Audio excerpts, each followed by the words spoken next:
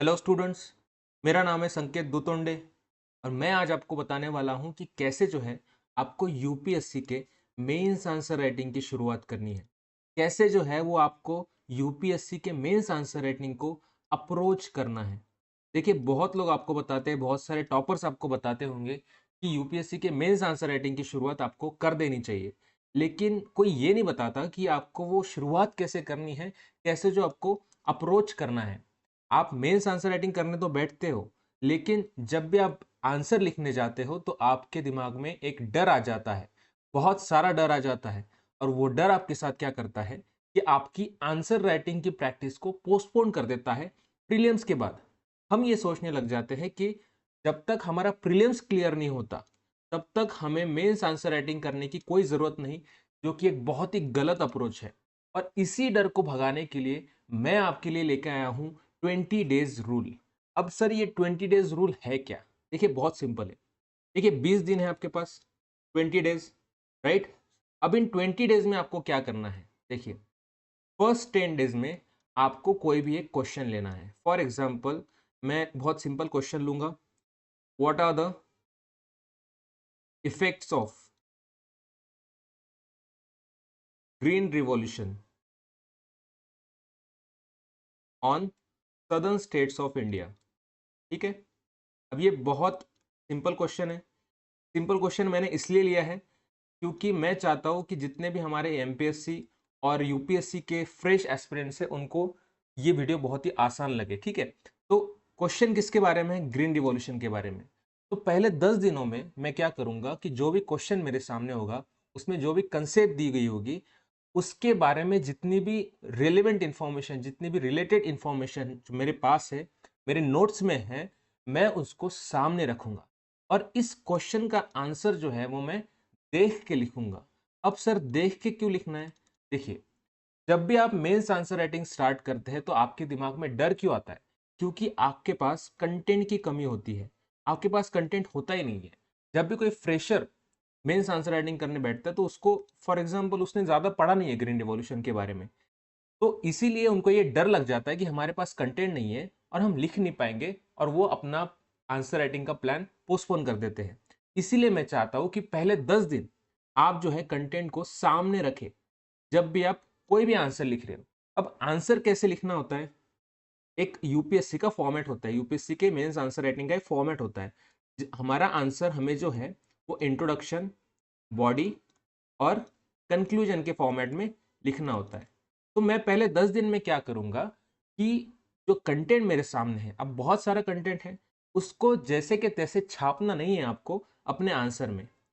हमारे क्वेश्चन में जो भी कंसेप्ट दी है उसके रेलिवेंट इंफॉर्मेशन मेरे इंट्रोडक्शन में कौन सी जाएगी, मेरे बॉडी में कौन से, और कंक्लूजन में क्या इंफॉर्मेशन जाएगी, इस कंटेंट में से ये मैं डिसाइड करूंगा, ये मैं प्रायोरिटाइज करूंगा। इस पूरी प्रोसेस को हम कहते हैं फिल्ट्रेशन प्रोसेस। ठीक है।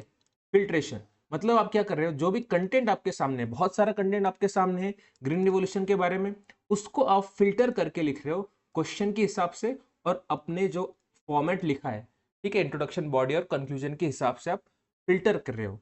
इसी को कहते हैं कि आप आंसर बनाना सीख रहे हो। How to make your answer, right.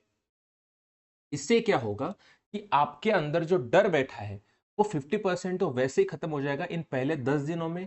I promise कि आपके पहले 10 दिनों में जो आंसर राइटिंग का कॉन्फिडेंस है वो आपको आ जाएगा पूरी तरह से। अब नेक्स्ट 10 डेज आपको क्या करना है? देखिए, बहुत सिंपल। नेक्स्ट 10 डेज में आपको क्या करना है कि पहले जो हम करते थे पहले 10 दिनों में कि आंसर को हम देख के लिखते थे, अभी क्या करना है नेक्स्ट 10 डेज में? आपको वही आंसर, वही क्वेश्चन का आंसर जो है वो याद करके लिखना है। मतलब क्या कि पहले कंटेंट जो है वो हमारे सामने था, अभी भी उस कंटेंट को सामने ही रखना है, लेकिन उसमें से देख के नहीं लिखना है। फॉर एग्जाम्पल, मैंने क्वेश्चन क्या दिया था? ग्रीन रिवॉल्यूशन से रिलेटेड। अब ग्रीन रिवॉल्यूशन से रिलेटेड जितनी भी इंफॉर्मेशन आपके पास है, रेलिवेंट इंफॉर्मेशन आपके पास है, उसको अच्छे से पढ़ लेना है, याद कर लेना है, और नोट्स को बंद करके रख देना है। अब क्या होगा कि जो कंटेंट पहले 10 दिनों में आपके सामने था, वो उसको आप फिल्टर करके लिख रहे थे पहले 10 दिनों में, लेकिन अभी नेक्स्ट 10 डेज में आपको क्या करना है? उसको, कंटेंट को याद करके उसको कहाँ लेके आना है?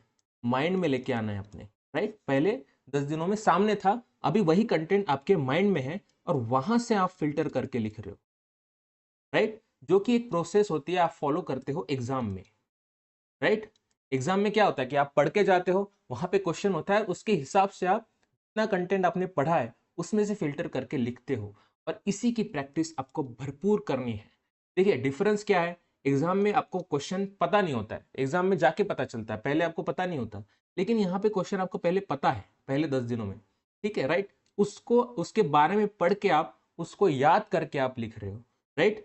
लेकिन जब 20 दिन आपके खत्म हो जाएंगे, आपके कम से कम जो है 50 टू 60 क्वेश्चन रेडी हो जाएंगे, प्रैक्टिस हो जाएंगी अच्छी, तो नेक्स्ट 21st डे जो होगा आपका, उससे आप एक रेगुलर मेंस आंसर राइटिंग जो होती है, जैसे क्वेश्चन होता है और क्वेश्चन का आंसर हम लिखते हैं, वैसे आपको स्टार्ट कर देनी है।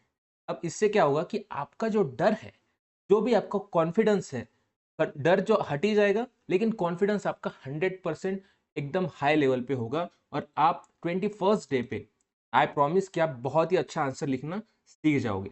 अब ये तो मैंने आपको बता दिया कि शुरुआत कैसे करनी है, कैसे आपको स्टार्टिंग करनी है, लेकिन सर एक और क्वेश्चन है कि स्टार्टिंग कहाँ से करनी है। देखिए मैं एक छोटी सी आपको एक क्या कहते हैं हेल्प कर देता हूँ कि कहाँ से जो है वो फ्रेशर्स को एक स्टार्टिंग करनी चाहिए।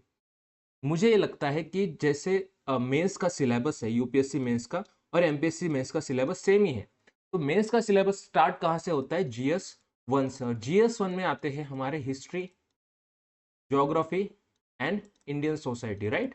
तो इसी से आपको जो है वो स्टार्टिंग करनी है। मैं पहले उठाऊंगा हिस्ट्री, और हिस्ट्री अच्छे से पढ़ के जो मैंने 20 डेज रूल बताया उसको मैं क्या करूंगा, अप्लाई करूंगा, हिस्ट्री के क्वेश्चन वैसे सॉल्व करके देखूंगा। आई रियली होप कि ये वीडियो आपके बहुत काम में आएगा।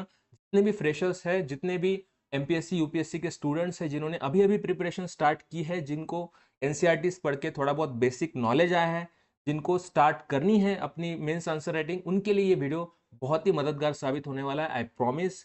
तो कीप वॉचिंग दिस वीडियो। मैं आपके लिए एक पीवाईक्यू सीरीज भी लाने वाला हूं, ठीक है, जिसमें मैं क्वेश्चन जो है वो 2024 के या फिर उससे पहले के भी सॉल्व करूंगा। जिनको मेंस आंसर राइटिंग में प्रॉब्लम आती है, कैसे आंसर लिखना है, उनके लिए ये वीडियो भी बहुत ही अच्छा होने वाला है। आई प्रॉमिस आपके अंदर से पूरा डर निकल जाएगा, आपका कॉन्फिडेंस हाई लेवल पे जाने वाला है। So keep watching this video, keep following these videos. I promise you are not going to win this situation. Okay, thank you so much.